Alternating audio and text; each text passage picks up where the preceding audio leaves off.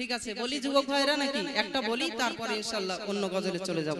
একবার তাকবীর দাও মানা নারে তাকবীর, আরো मोहब्बतेर साथे नारे तकबीर।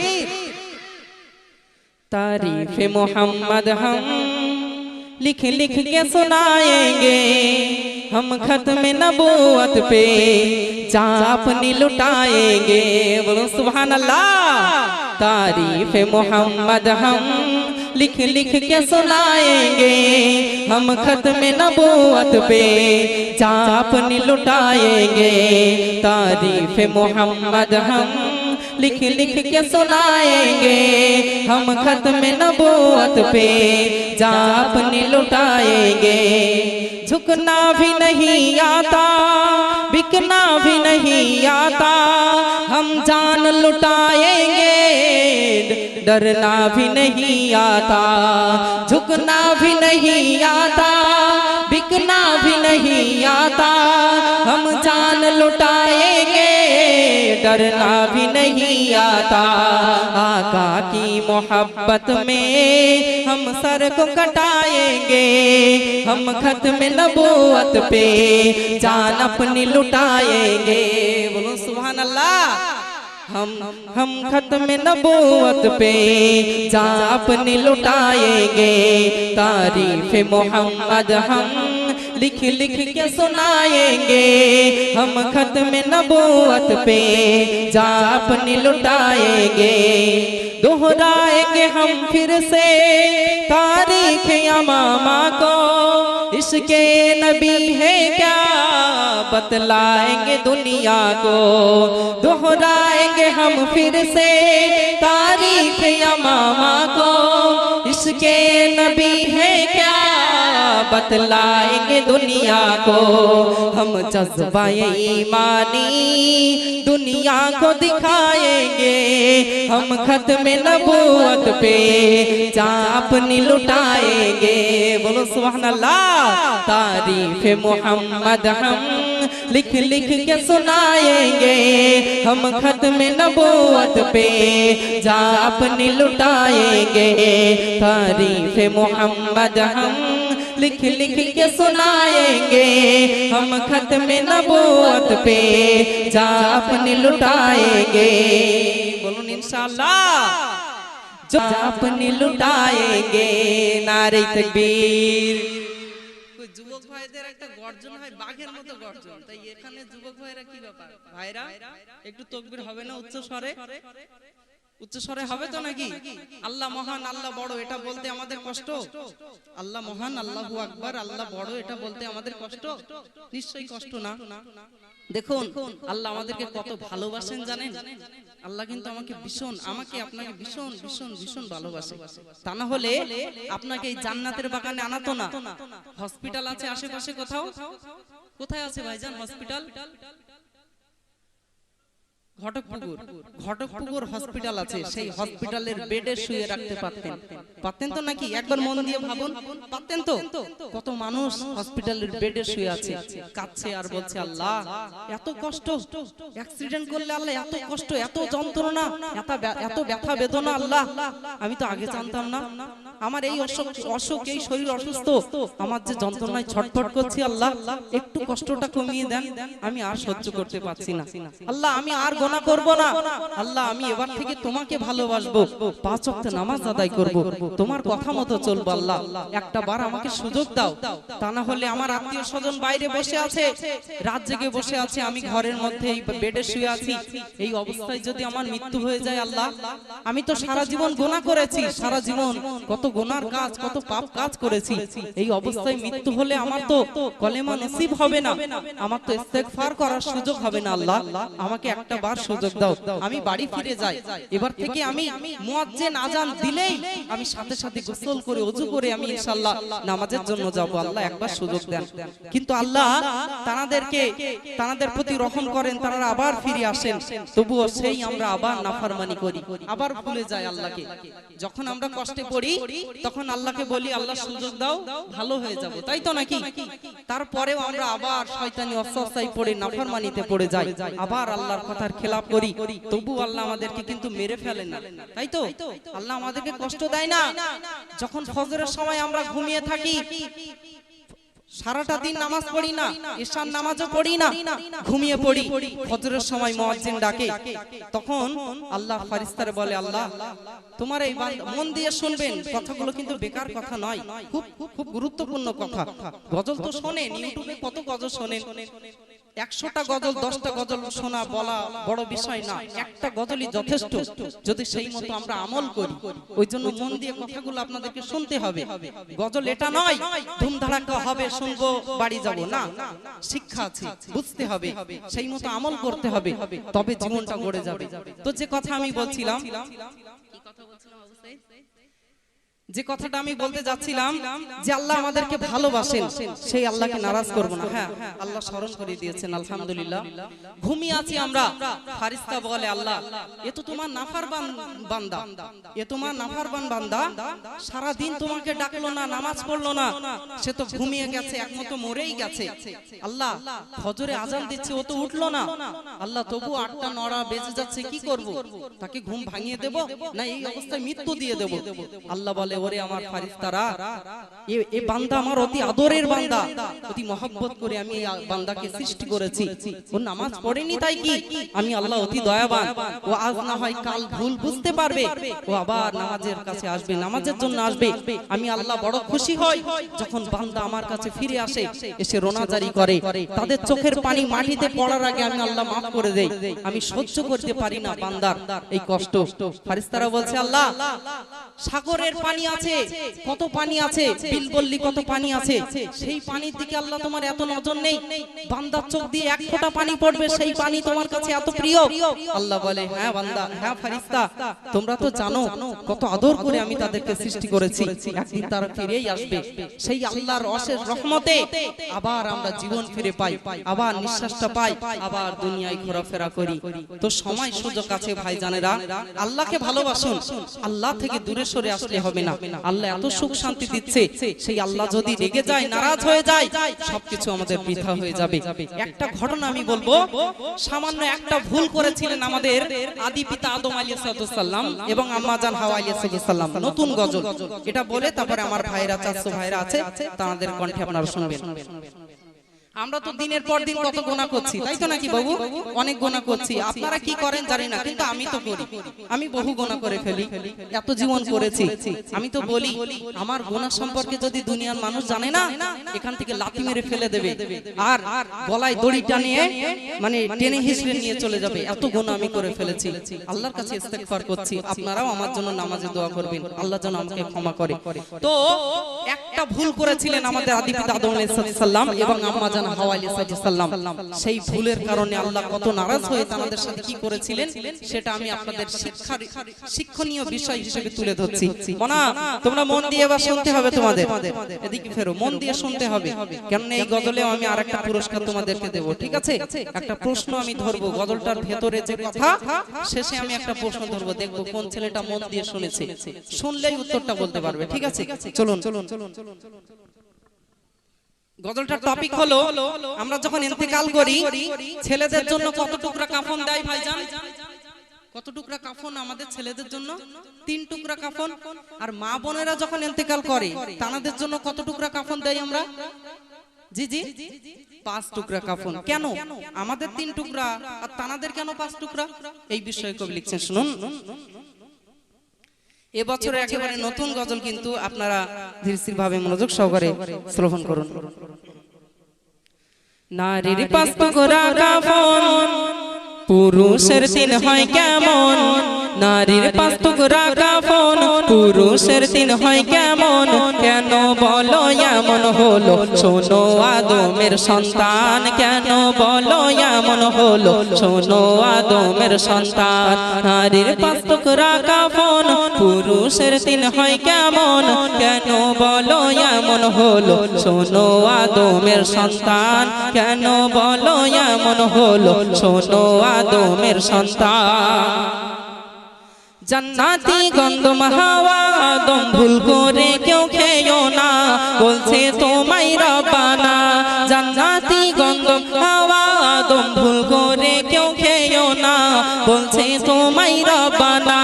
ইবলিসকে ইঙ্গিত করে দেয় তাদের পিছু ছেড়ো না, ইবলিসকে ইঙ্গিত করে দেয় তাদের পিছু ছেড়ো না।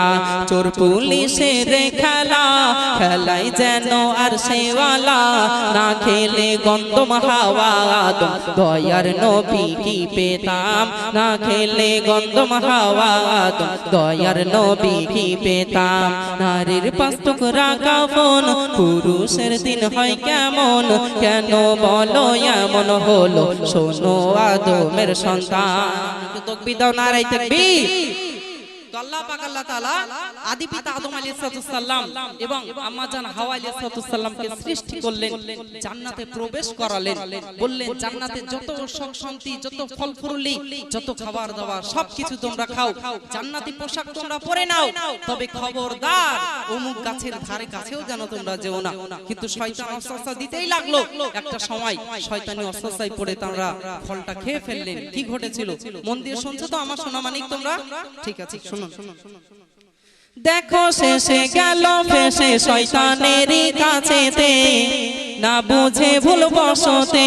দেখো শেষে গেল ফেসে শয়তানেরই কাছেতে, না বুঝে ভুল বসতে। আদম হাওয়া খেলো মেওয়া খোদার ওই জান্নাতে, আদম হাওয়া খেলো মেওয়া খোদার ওই জান্নাতে।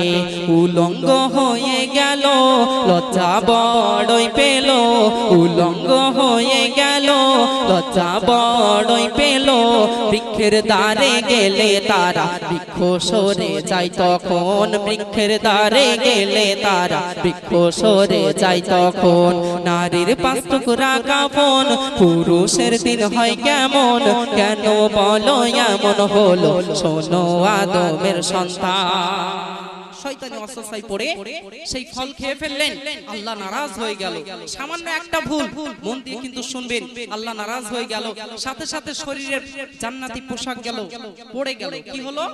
জান্নাতি পোশাকগুলো পড়ে গেল। আমাদের আদি পিতা আব্বাজান আম্মাজান তারা উলঙ্গিনী হয়ে গেলেন। লজ্জা, এত লজ্জা লাগছে, তারা নিজের লজ্জাস্থান ঢাকার জন্য ছুটে ছুটে যাচ্ছে গাছের কাছে, গাছের আড়ডালে দাঁড়াচ্ছে যদি একটু লজ্জাস্থান ঢাকা যায়। কিন্তু আল্লাহ এত নারাজ হয়ে গেছে, গাছগুলো সরে সরে সরে সরে চলে যাচ্ছে। কিন্তু কি ঘটনা ঘটেছিল? কবি অতি মূল্যবান কথা লিখছে, শুনুন।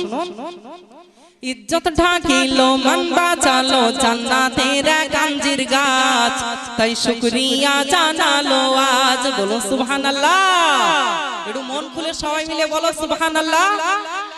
ইজ্জত ঢাকিলো মান বাঁচালো জান্নাতের এক আঞ্জির গাছ, তাই শুকরিয়া জানালো আজ। আটটি পাতা লাগলো তাদের আদমের তিন হাওয়ার পাঁচ, আটটি পাতা লাগলো তাদের আদমের তিন হাওয়ার পাঁচ। এই পাঁচ দিনের ব্যবধান নারী পুরুষের কাফন। বলুন সুবহানাল্লাহ। এই পাঁচ দিনের ব্যবধান নারী পুরুষের কাফন, নারী পুরুষ হয় না সমান দেখো দুনিয়া তামাম, নারী পুরুষ হয় না সমান দেখো দুনিয়া তামাম। নারীর পাঁচ টুকরা কাফন পুরুষের দিন হয় কেমন, কেন বলো এমন হলো শোনো আদমের সন্তান। এটা শুনলেন। কিন্তু মানুষ যখন ইন্তেকাল করে, ধরুন আমাদের আত্মীয় স্বজন ইন্তেকাল করে, তখন আমরা কি করি? আমরা ছেলেরাই সব করি, ঝাড়ের বাঁশ কাটি আমরা, তারপরে কবরের মাটি খুঁড়ি আমরা, তাই তো নাকি? লাশকে গোসল দিয়ে আমরা কি করি? খাটিয়াই করে নিয়ে জানাজা নামাজ পড়ি, খাটিয়াই করে করে নিয়ে কবরের স্থানে চলে যাই। কবরে আমরাই নামি, ছেলেরাই নামি, ছেলেরাই ধরে নামাই, সবকিছু দেখুন ছেলেরা করে। কিন্তু মেয়েদের তো মনে প্রশ্ন জাগে, তাই তো? আমার মেয়ে মরে গেল, এত ছোট মেয়ে, আমি একটু তাকে কাঁধে করে নিয়ে যেতে পারলাম না, আমি একটু কবরে নামতে পারলাম না, আমার সোনামানিককে আমি একটু কবরে রাখতে পারলাম না, আমি কেন আমার সোনামানিককে কবরটা খুঁড়তে পারলাম না? আমিও তো একটু পাশে বসে বসে কবরটা খুঁড়তে পারতাম। কিন্তু কেন কেন ছেলেরাই সব করে, মেয়েরা কেন করে না?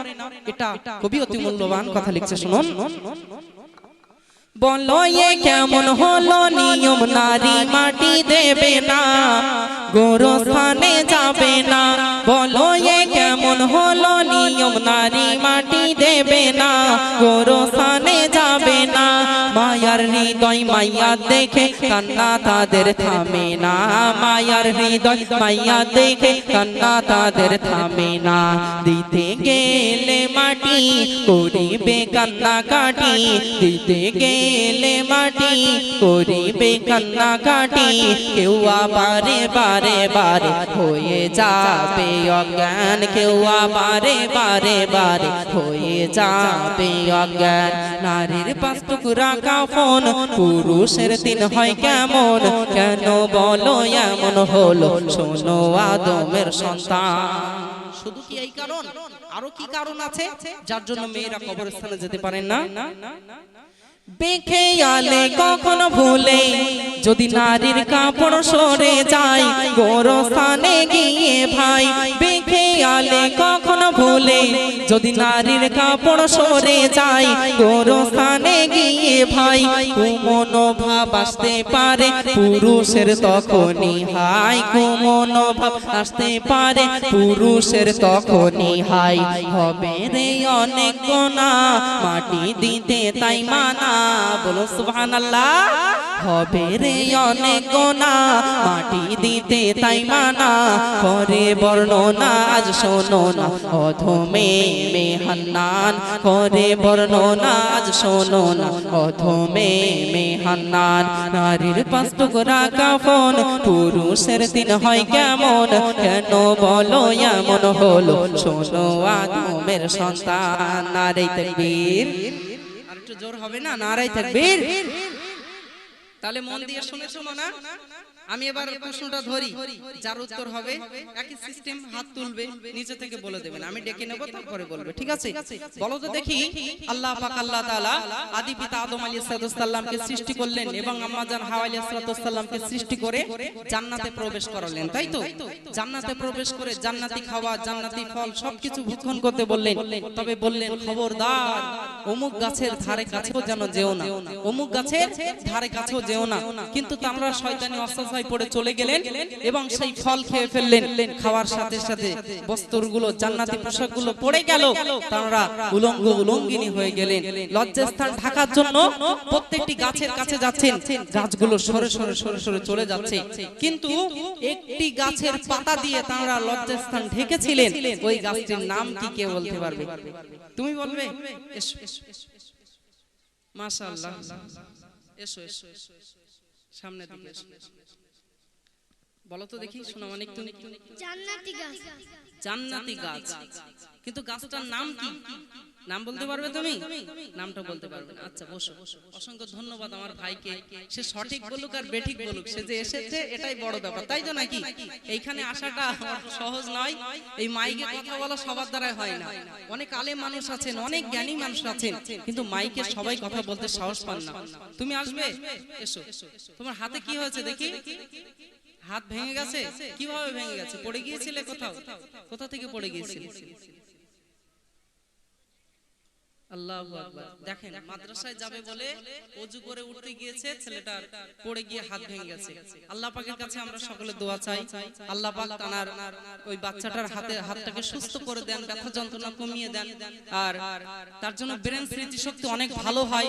সে যেন যে নিয়তে যাচ্ছিল মাদ্রাসায় কোরআন শিক্ষা করার জন্য, তাই তো, আরবি শেখার জন্য, যেন আল্লাহ পাক তাকে কোরআনের শিক্ষা দিয়ে দেন এবং তার অন্তরটাকে যেন কোরআনের ভালোবাসায় ভরিয়ে দেন। একবার বলুন সুবহানাল্লাহ। তো তুমি বলো দেখি কি উত্তর হবে, বলো। আনারস গাছ। আচ্ছা, তুমি তো চেষ্টা করেছো, দেখতে পাচ্ছি ভালোই চেষ্টা করেছো। আর কেউ কি বলবে? দাঁড়াও, তুমি দাঁড়াও। আর কেউ কি বলবে? বাচ্চাদের মধ্যে আর কেউ বলবে? আর কেউ না? আচ্ছা ঠিক আছে। তো দেখুন, আর কেউ যেহেতু বলতে পারছে না, যদিও এ একটু ধারে কাছে গেছে, একে আমি পুরস্কার দেব। আর ও যদি সঠিক বেঠিকও বলতো, আমি ওকে একটা পুরস্কার দিতাম, কারণ ওর হাতটা ভেঙে গেছে। তুমি আসো নাকি? যা, দুটো পুরস্কার গেল মনে হয়। এসো দেখি, বলো। আম গাছ। ও বলছে একটা আন্দাজে ঘাই মারি না, তবে যা একটা হবে। আম গাছ। চেষ্টা করেছে বোন আমার, তোমাকে ধন্যবাদ। যাও মনা, বসো। তোমাকে ধন্যবাদ, সে যত সম্ভব চেষ্টা করেছে। তুমি এদিকে এসো। হ্যাঁ, আমি সে ভুল বললেও একেবারে যদি ধারে কাছেও না যেত, আমি তাকে একটা পুরস্কার দিতাম। কেন বলুন তো?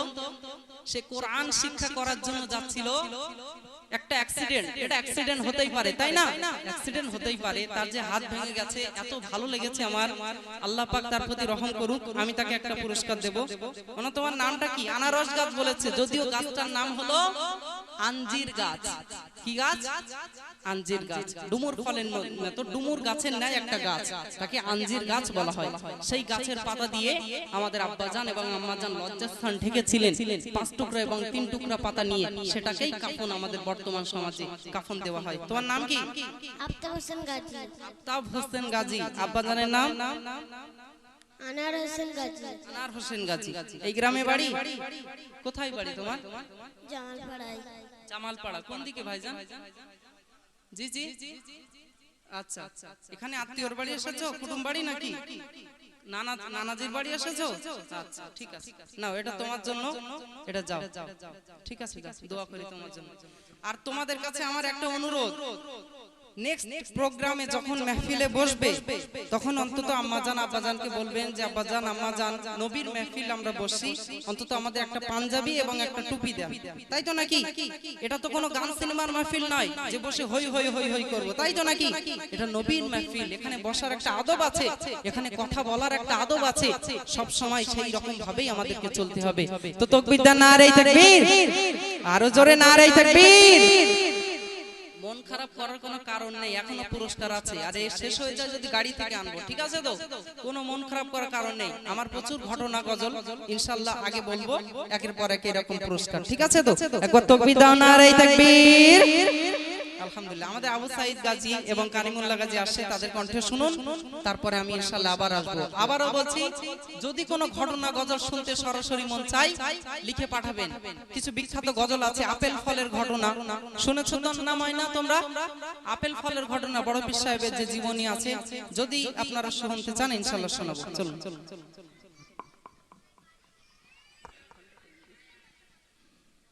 আলহামদুলিল্লাহ, আপনারা ভাইজানের কণ্ঠে কয়েকটি গজল শ্রবণ করলেন। তো আসুন এবারে আমরা দুজন সেই বিশ্ব নবীর তারই প্রশংসা গাইব। তো মনা, এর আগে একটু তাকবীর দিতে হবে, দেখি নারে তাকবীর। আজ জোর হবে না? জোর হবে এখনো? কই দেখি একটু কেমন জোর হয়। নারে তাকবীর। মাশাআল্লাহ, খুব জোরে দিয়েছো। তো আপনারা শুনতে থাকুন এই গজলটি। বাদশাহ গো তুমি,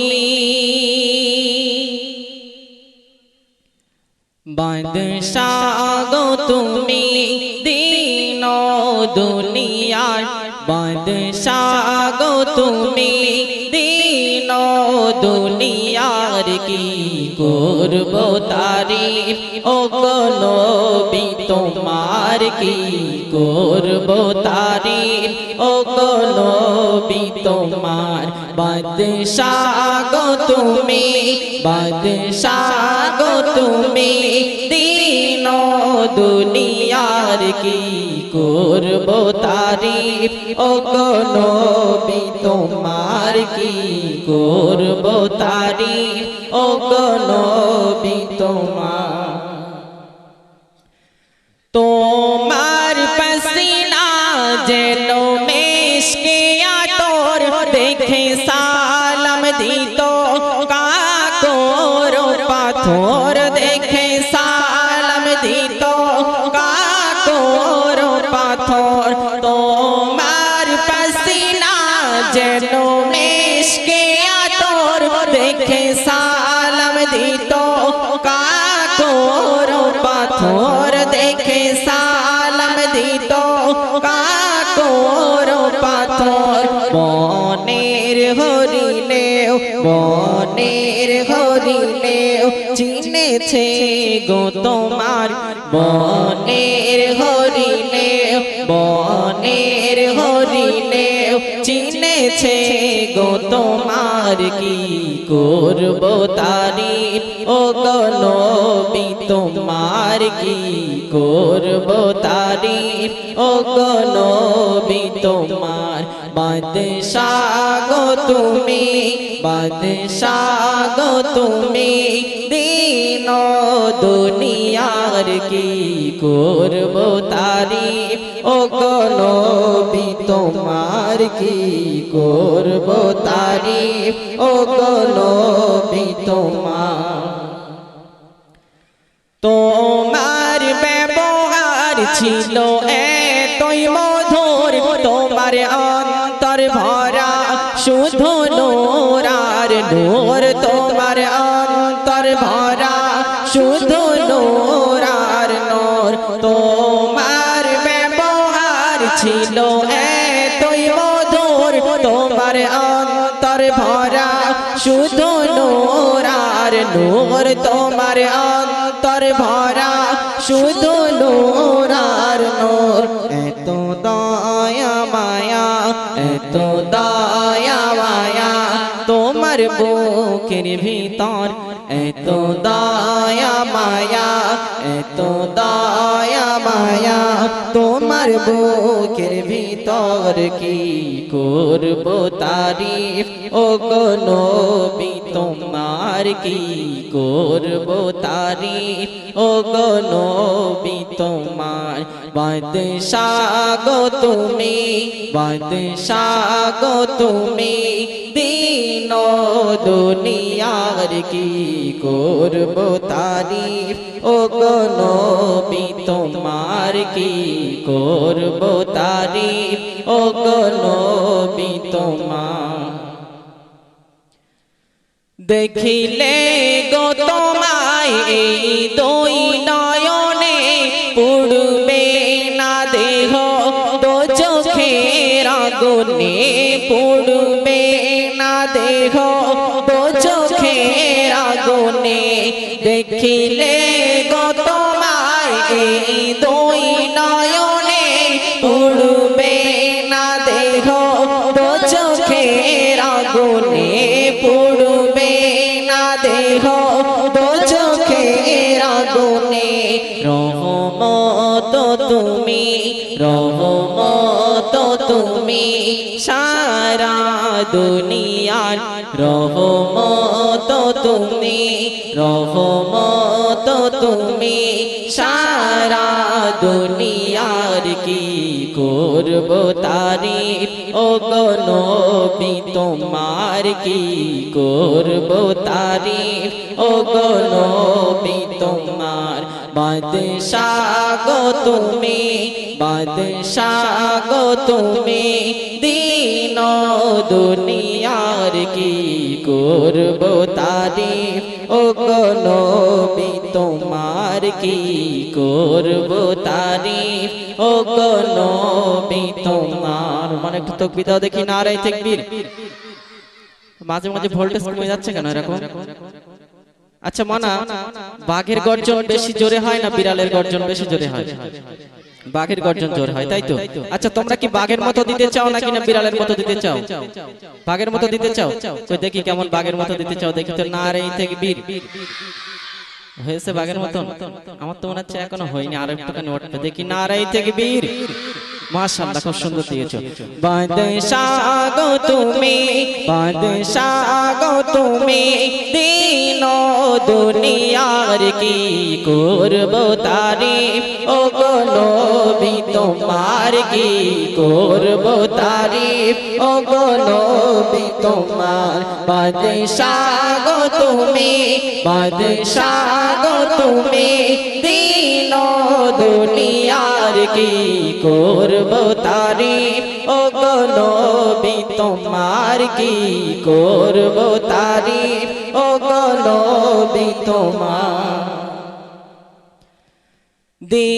দিবানিশি থাকি তোমার ধ্যানে আর পাজ জীবন বৃথা তুমি বিনে অবসাদ জীবন বৃথা তুমি বিনে দিবানিশি থাকি তোমার ধ্যানে আর পাজ জীবন বৃথা তুমি বিনে অবসাদ জীবন বৃথা তুমি বিনে এ জীবন কুরবান এ জীবন কুরবান কদমে তোমার এ জীবন কুরবান এ এই জীবন কোরবান কদমে তোমার কি করব তারিফ ও গো নবী তোমার কি করব তারিফ ও গো নবী তোমার বাদশাহ গো তুমি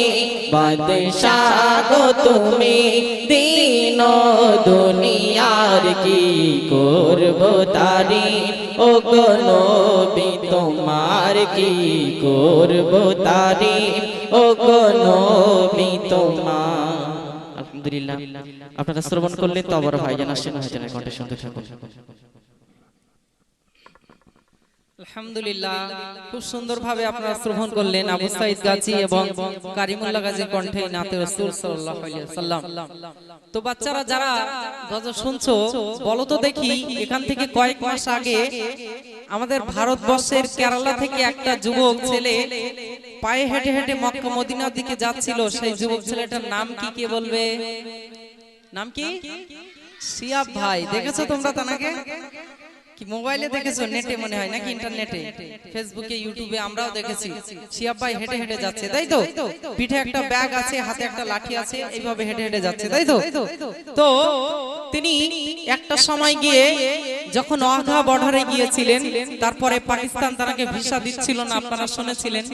পাকিস্তান তাকে ভিসা দিচ্ছিল না, যার ফলে প্রায় 2 থেকে 3 মাস ওই যে ওয়াঘা বর্ডারে সেখানে একটা চাইল্ড স্কুলে তিনি অবস্থান করছিলেন, আফিয়া চাইল্ড স্কুল। সেখানে অনেক দিন থাকার পরে এই কিছুদিন হয়েছে তাকে পাকিস্তান ভিসা দিয়েছে, তিনি পাকিস্তানে প্রবেশ করেছেন এবং আবার মক্কা মদিনার দিকে হাঁটা শুরু করে দিয়েছে। বলুন সুবহানাল্লাহ। আল্লাহ পাক তার এই যাত্রাটাকে কবুল করুন, আর আমরা সকলে তার জন্য দোয়া করব। তো অনেকের মনে প্রশ্ন জাগে যে শিয়াব ভাই কে, তার শিক্ষাগত যোগ্যতা কি, তার বাড়ি কোথায়, তিনি কোথায় থাকতেন, কি করতেন, কেনই বা তিনি এইভাবে হেঁটে যাচ্ছেন, তিনি কোথায় রাত্রে থাকেন, তিনি নামাজ পড়েন কোথায়? এই সাগর পার হতে হয়, হজ করতে গেলে সাগরের পার হতে হয় না, জাহাজে করে যারা জাহাজে যায় সাগর পার হতে হয়, তাই তো? আরব সাগর আছে, কিন্তু শিয়াব ভাই তো হেঁটে হেঁটে যাচ্ছে, তিনি সাগর কিভাবে পার হবেন, কটি দেশ ঘুরে তিনি যাবেন, অনেক প্রশ্ন অনেকের মনে। তো যদি সময় থাকে ইনশাআল্লাহ সেই গজলটা বলবো, সব প্রশ্নের উত্তর ইনশাআল্লাহ একটা গজলে আছে। তোমরা শুনবে নাকি? শুনবে ওই গজলটা? ঠিক আছে, মনে করে দেবে, যখন নেমে যাবার আগে ওই গজলটা মনে করে দেবে। এখন চলুন একটা নাত শরীফ আপনাদের মাঝে বলছি, তারপর ইনশাআল্লাহ অন্য গজলে আসবো। আমার মন কাঁদে রে, আমার প্রাণ কাঁদে রে, কোথায় গেলে পাবো প্রিয় নবীজিকে। আমার মন কাঁদে রে, আমার প্রাণ কাঁদে রে, কোথায় গেলে পাবো প্রিয় নবীজিকে। কোথায় গেলে পাবো প্রিয় নবীজিকে। দেখিনি কোনো দিন, শুনেছি শুধু তুমি যে ছিলে বড়ই আপন প্রভুর। দেখিনি কোনো দিন, শুনেছি শুধু তুমি যে ছিলে বড়ই আপন প্রভুর। তোমারই লাগি ধরা ধন্য হলো রে, আমার মন কাঁদে রে, আমার প্রাণ কাঁদে রে, কোথায় গেলে পাবো প্রিয় নবীজিকে। আমার মন কাঁদে রে, আমার প্রাণ কাঁদে রে, কোথায় গেলে পাবো প্রিয় নবীজিকে। তুমি ছিলে মা আমিনার নয়নের মনি, উভয় জাহানের ছিলে শিরোমণি। তুমি ছিলে মা আমিনার নয়ন মনি, উভয় জাহানের ছিলে শিরোমণি। স্বপ্নে হলেও একবার দেখা দিও রে, আমার মন কাঁদে রে, আমার প্রাণ কাঁদে রে, কোথায় গেলে পাবো প্রিয় নবীজিকে। আমার মন কাঁদে রে, আমার প্রাণ কাঁদে রে, কোথায় গেলে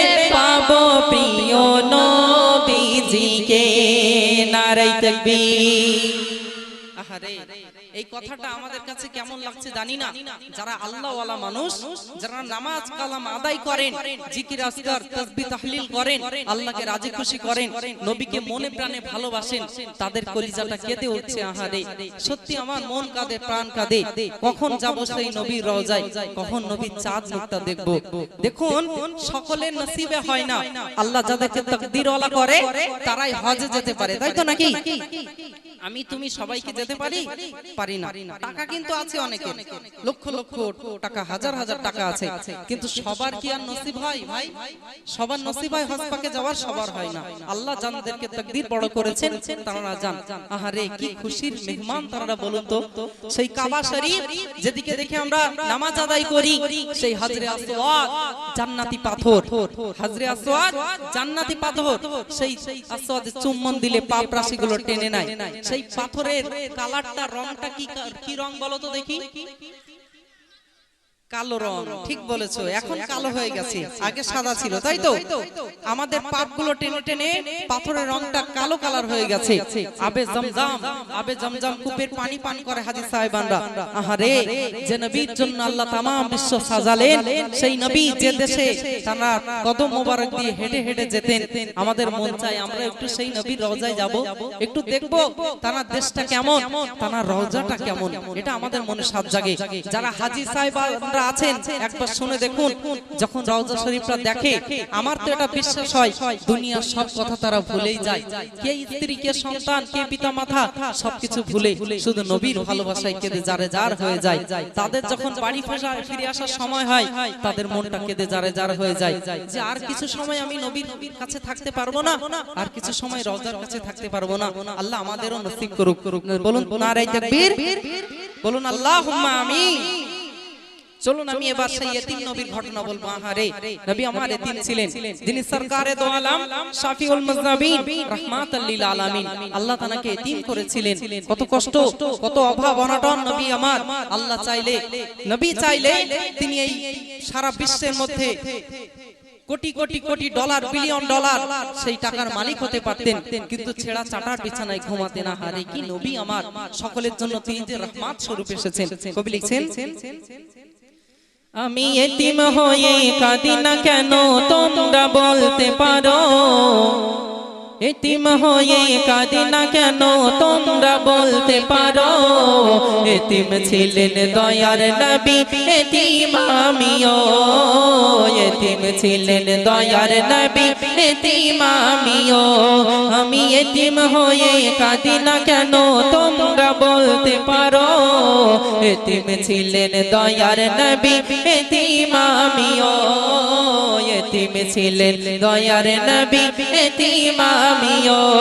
নেই বাবা মা আমার, নেই যে বাড়ি ঘর, নেই বাবা মা আমার, নেই যে বাড়ি ঘর।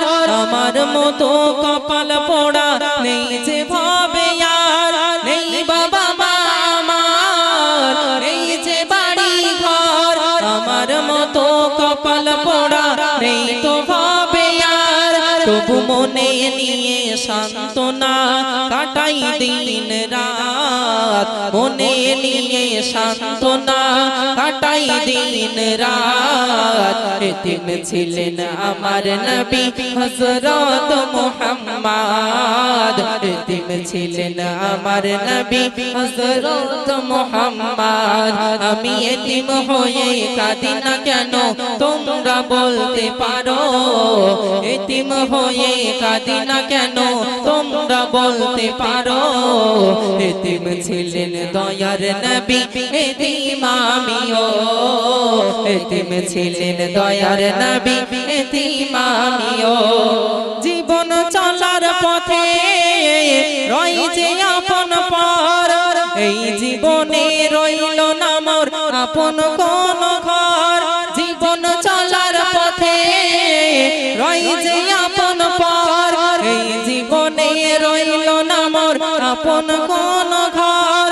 তবু মনে নিয়ে সান্ত্বনা কাটাই দিন রাত, মনে নিয়ে সান্ত্বনা কাটাই দিন রাত। এতিম ছিলেন আমার নবী হযরত মুহাম্মদ এতিম ছিলেন আমার নবী হযরত মুহাম্মদ আমি এতিম হয়ে কাঁদি না কেন তোমরা বলতে পারো এতিম ছিলেন দয়ার নবী এতিম আমিও এতিম ছিলেন দয়ার নবী এতিম আমিও নারে তাকবীর নারে তাকবীর তোমাদের মধ্যে স্কুলে পড়াশোনা করছো কে কে দেখি হাত তোলো তো দেখি বেশি সময় ফোন নিয়ে ব্যস্ত থাকো না তো ফোন বেশি দেখা যাবে না মোবাইল বেশি দেখা যাবে না কিন্তু এখন তো ওরে আল্লাহ খেতে গিয়ে মোবাইল শুতে গিয়ে মোবাইল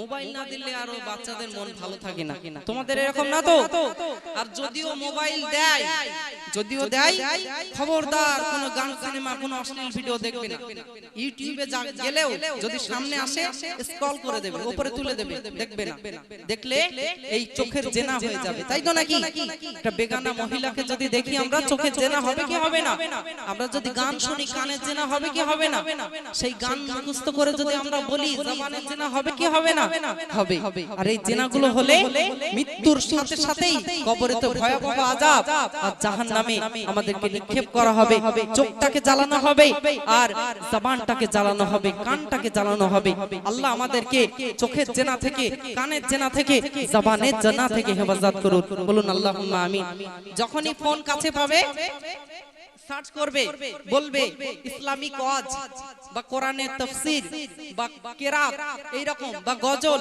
এগুলো তোমরা শুনবে দেখবে তাতে ভালো হবে অনেক কিছু জানতে পারবে তোমাদের আল্লাহ তোমাদের প্রতি রহম করবে তাই না তোমরা গজল শুনবে ওয়াজ শুনবে খবরদার যেন অশ্লীল ভিডিও দেখবে না ঠিক আছে তো চলুন আমার কণ্ঠে শুনলেন আমাদের কারিমুল্লাহ গাজী আসছে তার কণ্ঠে শুনুন আমি আপনাদের জন্য নতুন দুটি ঘটনা ইনশাআল্লাহ পরিবেশন করব ছেলেদের জন্য একটা মেয়েদের জন্য একটা মেয়েদের জন্য হলো মা হাজেরাকে বনবাসে দেওয়া হয়েছিল ইব্রাহিম নবীর প্রথম স্ত্রী ছিল মা সারা তো সেই সারার কোনো সন্তান সন্ততি হতো না তাই তিনি তার স্বামীকে বলছেন ইব্রাহিম নবীকে বলছেন আপনি আবার একটা বিবাহ করুন তা না হলে সন্তান সন্ততি নেই কিভাবে আমাদের জীবনটা চলবে তো স্ত্রীর কথা শুনে তিনি বিয়ে করলেন মা হাজেরাকে বিয়ে করার পরে বছর ঘুরতে না ঘুরতেই সন্তান আসার পরে সারা তখন হিংসা করতে লাগলো ঈর্ষা করতে লাগলো তাদেরকে বনবাসে পাঠিয়ে দিল সেখানে বাঘে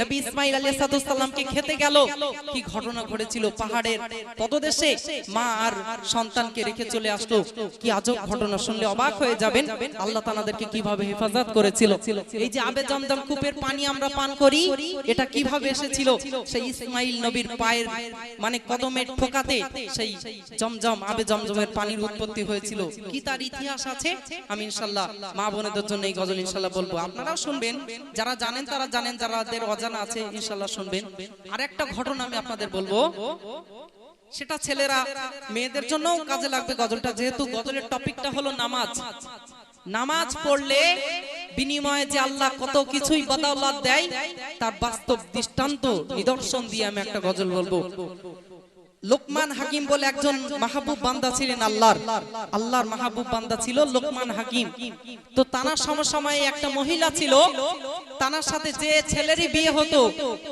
বাসর রাত্রে সেই ছেলের মৃত্যু হয়ে যেত কি হতো বাসর রাত্রে সেই ছেলের মৃত্যু হতো কিন্তু আল্লাহর কি লীলা খেলা দেখুন সেই মেয়ের সাথে লোকমান হাকিমের ছেলে বারাকের বিয়ে হলো বাসর ঘরে সব মরে যায় কিন্তু লোকমান হাকিমের ছেলে বাসর ঘরে মরলো না সকালে এসে পা ধরে টানছে ডোমেরা যে লোকমান হাকিমের ছেলে মনে হয় মরে গেছে পা ধরে টেনে দেখছে লোকমান হাকিমের ছেলে মরেনি সে আল্লাহর অশেষ রহমতে বেঁচে আছে কি এমন ঘটনা ঘটেছিল সেই মেয়েটাই বা কে ছিল যার সাথে বিয়ে করলেই সহবাস করলেই গভীর রাত্রে পরের দিন সকালে তার মৃত্যু হয়ে যেত কি এমন ঘটনা কোন নানি দাদির কাহিনী নয় কিতাবের পরিপ্রেক্ষিতে নামাজ যে আমাদেরকে কত কিছু দিতে পারে এই গজল শুনলে আপনারা বুঝতে পারবেন ইনশাআল্লাহ চলুন একবার তাকবীর দিয়ে দাও কারিমুল্লাহ গাজী আসছে নারে তাকবীর নারে তাকবীর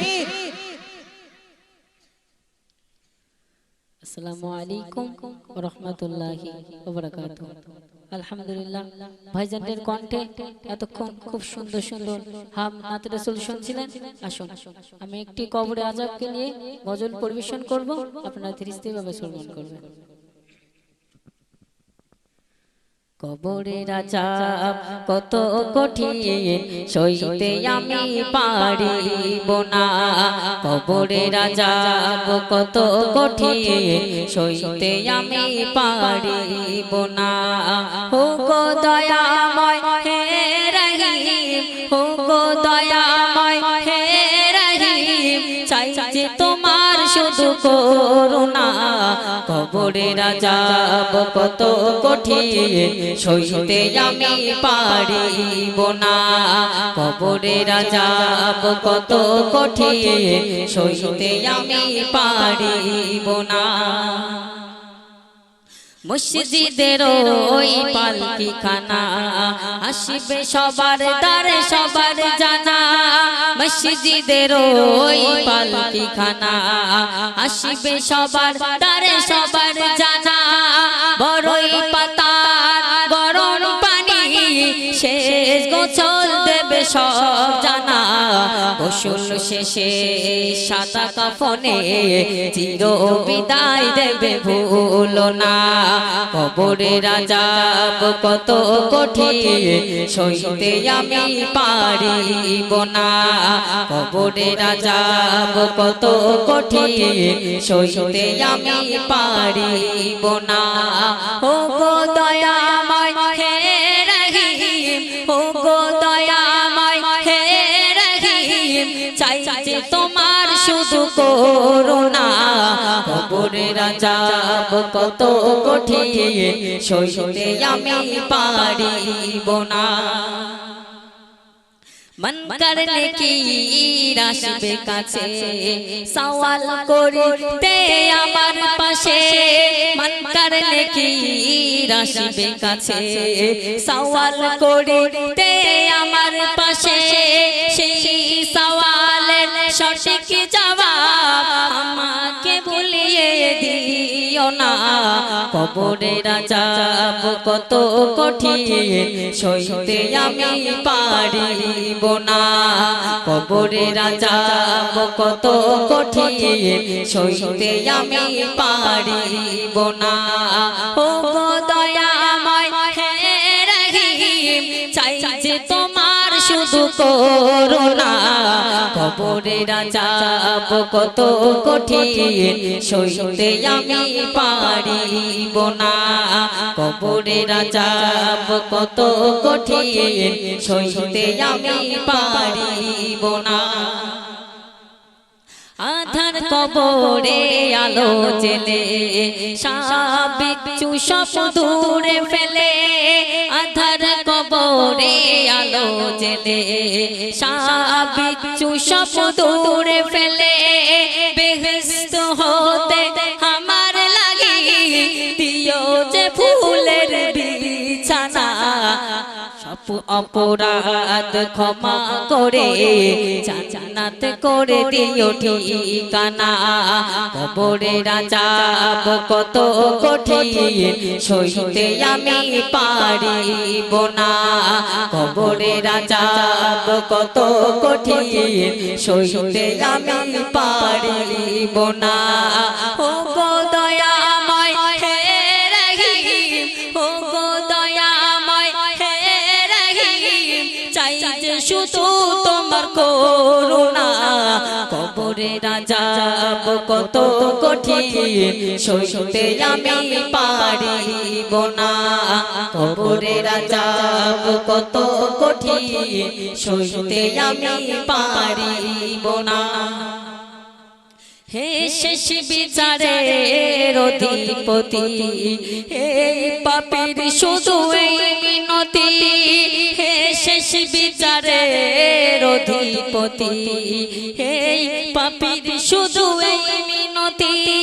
সব অপরাধ ক্ষমা করে জান্নাত করে দিও ঠিকানা কবরের আযাব কত কঠিন সইতে আমি পারিব না কবরের আযাব কত কঠিন সইতে আমি পারিব না ও গো দয়াময় হে রহিম চাই যে তোমার শুধু করুণা কবরের আযাব কত কঠিন সইতে আমি পারিব না কবরের আযাব কত কঠিন সইতে আমি পারিব না মাশাআল্লাহ, খুব সুন্দর ভাবে গজলটি বোঝার আছে। কবরের আযাব কত কঠিন সইতে আমি আপনি পারবো না। দুনিয়ার রং তামাশায় তো আমরা মেতে আছি, কি অবস্থা সেই দিন হবে একবার ভাবি। সেখানে গেলে কিন্তু 50,000 টাকা দিলে আমাদেরকে ছেড়ে দেবে না, দেবে বাবু? দেবে না। সেখানে যদি বলি আমার একটা 4 চাকা গাড়ি আছে, হে ফারিস্তা তুমি ওই গাড়িটা নিয়ে নাও, আমাকে কষ্ট দিও না, একটু ছেড়ে দাও, দেবে বাবু? দেবে না। সেখানে কোনো চালাকি খাটবে না। সেখানে আমল যদি ভালো না পায়, আহারে কি কষ্ট সেই দিন হবে। ডান সাইডের মাটি চাপ দেবে, ডান সাইডের পাজরগুলো বাঁ সাইডে চলে যাবে, বাঁ সাইডের মাটি চাপ দেবে, ডান সাইডের দিকে চলে যাবে। কি ভয়ানক অবস্থা সেই দিন হবে। আহারে সেই গহীন বাঁশবাগানের কোণে যাওয়ার আগে আমাদের বাঁশবাগানের পুঁজি, এই কবরের পুঁজি আমাদেরকে সংগ্রহ করতে হবে। চলুন আমি মৃত্যু নিয়ে গজল বলবো, তার আগে নবীর শানে একটা নাত শরীফ বলি। মনে তোমাদের ভালো লাগছে তো? তা তোমাদের ঘুম পাচ্ছে না? 10টা তো বেজে গেছে। কত সময় কত রাত জাগো তোমরা? হ্যাঁ 8টা বাজে সবে বলছে, আমাদের কাছে এখন 8টা বাজে। আচ্ছা ও একবার ঠিক আছে, চলো দেখি কত সময় তোমরা বসে থাকতে পারো। তবে আমাদের সময় আর বেশি নেই, ইনশাআল্লাহ শেষ করব। তো একবার তাকবীর দাও, নারায়ে তাকবীর। আচ্ছা মনে এই যে চাঁদ আমরা রাতে দেখি, তোমাদের ভালো লাগে? খুব ভালো লাগে তাই না? যদি ছাদের উপরে বসে দেখা হয় মনে হয় যে আল্লাহু আকবার, চাঁদের মতো সুন্দর জিনিস মনে হয় দুনিয়ায় রাতে আর কিছু নেই, তাই না? এরা মনে হয় না? হয়। কিন্তু এই চাঁদকে দেখে আমার মনে এটাই হয়, হে চাঁদ কেন তোমার এত সুন্দর লাগে বলো তো? তুমি কি নবীর আলো পেয়েছিলে? নবীর মুখের আলো কি তুমি পেয়েছিলে? তার জন্য তোমাকে এত সুন্দর লাগে। সেই বিষয়ে একটা গজল বলছি, আপনারা শ্রবণ করুন। চাঁদ তুমি কি পেয়েছিলে নবীর মুখের আলো, তাই তো তোমার আলো আমার লাগে এত ভালো, লাগে এত ভালো। বলুন সুবহানাল্লাহ। চাঁদ তুমি কি পেয়েছিলে নবীর মুখের আলো, তাই তো তোমার আলো আমার লাগে এত ভালো, লাগে এত ভালো। ওছা তোমার মুখটি দেখে সে মুখ মনে পড়ে, তোমার আলো আড়ালে তার আলোই যেন ছড়ে। ওছা তোমার মুখটি দেখে সে মুখ মনে পড়ে, তোমার আলো আড়ালে তার আলোই যেন ঝরে। সেই আলো চাই আমার বুকে, সেই আলো চাই আমার বুকে, মনে এসে চাঁদ জালো আল্লাহ।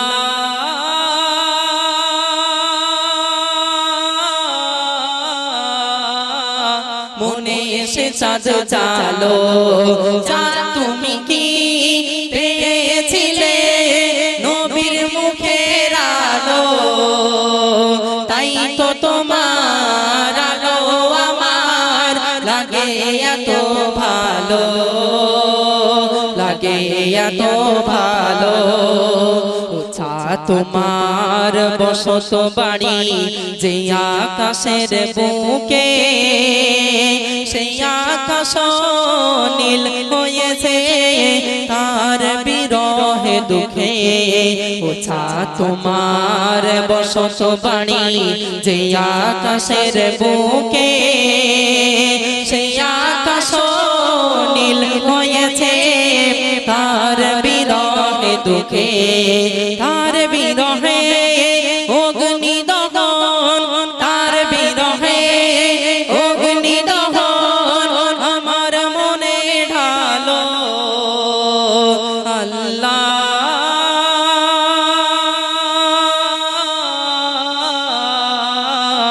আমার মনে ঢালো। চাঁদ তুমি কি মনে ছিলে, চাঁদ তুমি কি দেখেছিলে নবীর মুখের আলো, তাই তো তোমার আলো আমার লাগে এত ভালো, লাগে এত ভালো। নারে তাকবীর, আরো মহব্বতের সাথে নারে তাকবীর। মানে বাচ্চারা যখন দুনিয়ায় ভূমিষ্ঠ হয়, বাচ্চারা কাঁদাকাটি করে, কান্নাকাটি করে। তো যে গজল বলতে যাচ্ছি, আচ্ছা তো এখানে অনেক বাচ্চারা তো আছো, দুনিয়ায় ভূমিষ্ঠ হয়েছিলে, কেঁদেছিলে, কার কার মনে আছে হাত তোলো তো দেখি, কার কার মনে আছে দেখি। 1 2 3 4 5 6 7 8 9 10। আল্লাহু আকবার, ভালোই মনে আছে তো এদের। মানে তোমাদের মনে আছে? তা কেমন করে কেঁদেছিলে? আমার তো মনে পড়ে না, আমার ব্রেন একদম খারাপ, তোমাদের ব্রেন অনেক ভালো। আমার একদমই মনে পড়ে না কিভাবে কেঁদেছিলাম, আল্লাহই ভালো জানে। তোমাদের সব মনে আছে তাই তো? আসলে কি বলেন তো, হঠাৎ গাড়ি যদি চলে, হঠাৎ বাম্পার পড়েছে ভাই, গাড়ি চলতে চলতে হঠাৎ বাম্পার, যদি ব্রেক মারি আমি আপনি কি হবে? স্লিপ খেয়ে পড়ে যাবো না? পড়ে যাবো তো, পড়ে যাবো। সেই রকমই হয়েছে।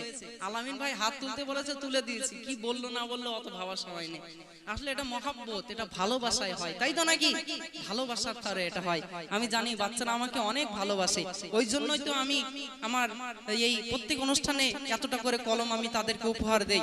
তারা কমেন্ট করে, তারা ফোন করে, আলামিন ভাইজান আমি এই গ্রামের থেকে বলছি, আমি আপনার খুব ভক্ত, খুব ভালো লাগে আপনার গজল, আরো নতুন গজল দেন, এই গজলটা ভালো লেগেছে, ওই গজলটা ভালো লেগেছে, এইরকম বলে। তো আমার খুব ভালো লাগে, আমার খুব প্রিয় আমার ছোট ভাই বোনেরা, তারা আমার নিজের ভাই বোনের মতো। কেননা আমার একটা ভাইজান ছিল, আমার ভাই 9 বছর বয়সে আল্লাহ পাকের ডাকে সাড়া দিয়ে তিনি চলে গিয়েছে। ব্রেন টিউমার হয়েছিল, খুব চেষ্টা আমরা করেছিলাম। তো আল্লাহর ডাক আসলে কেউ ধরে রাখতে পারে? কেউ ধরে রাখতে পারে না। তো ভাই আমার চলে গেছে। তো আমি মনে করি যারা আমার শ্রোতা ছোট ছোট ভাই বোন, তারা আমার ছোট্ট ভাই বোন, তাদেরকে আমি নিজের ভাই মনে করি নেই। ওই জন্য দেখবেন প্রত্যেক স্টেজে আমি তাদের সাথে কথা বলি, একটু গজল বলি। তবে বেকার কথা বলতে আমি পছন্দ করি না। যেসব কথা বললে রং তামাশা হাসি ঠাট্টা হবে না, এই সময়ের মূল্য আছে। যে সময়টা আপনারা আমাকে দিচ্ছেন, এই সময়ের মূল্য আছে। ওই জন্য এই সময়টাকে কিছু যেন আপনাদেরকে দিতে পারি, সেটাই আমি নিয়ত করি। বেকার কথা বলে সময় নষ্ট করতে চাই না। তো শুনলেন এই গজলটা, একবার তাকবীর হবে, মানা নারে তাকবীর।